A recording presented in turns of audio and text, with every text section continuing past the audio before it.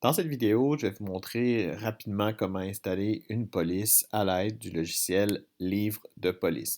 Donc, on est sur Mac. Quand on ouvre Livre de police, on se retrouve avec un logiciel qui est, disons, c'est pas le meilleur gestionnaire de fonte. C'est un logiciel très de base et c'est pas recommandé d'activer trop de polices de caractère en même temps avec ce gestionnaire de fonte parce que ça alourdit beaucoup le travail. Toutefois, ça fonctionne. Il faut juste l'utiliser là, avec parcimonie, disons de la bonne façon. Euh, Ici, on retrouve dans toutes les polices, l'onglet, ce sont toutes les polices qui sont sur l'ordinateur en ce moment, que ce soit ordinateur, le système, ou que ce soit les polices qui ont été ajoutées par l'utilisateur moi-même. Il y en a qui sont grisées, il y en a qui sont activées ou qui sont désactivées. Je ne m'attendrai pas à ça ici là, pour l'instant. Je vais vous montrer rapidement ici, ce sont les polices ordinateurs, donc des polices qui sont sur le système. Et les polices utilisateurs, ce sont toutes les polices de caractère que moi, avec le temps, j'ai ajoutées à mon Mac ici.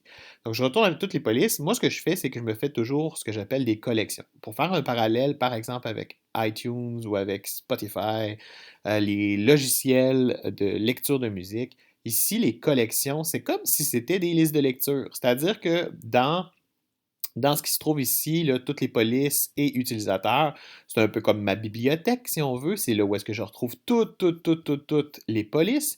Par contre, je me suis fait des collections, comme un peu comme des listes de lecture, où est-ce que c'est plus facile de retrouver mes différentes polices pour différents projets. Donc, le Montrealer, je sais que c'est pour mon projet Montrealer, je sais que j'ai cette police de caractère-là que j'ai besoin de pouvoir utiliser. Dinette, même chose, c'est Brandon qu'on utilise pour le projet Dinette, alors c'est à cet endroit-là que j'ai trouvé ça. Desjardins, même chose, je retrouve ma police Averta.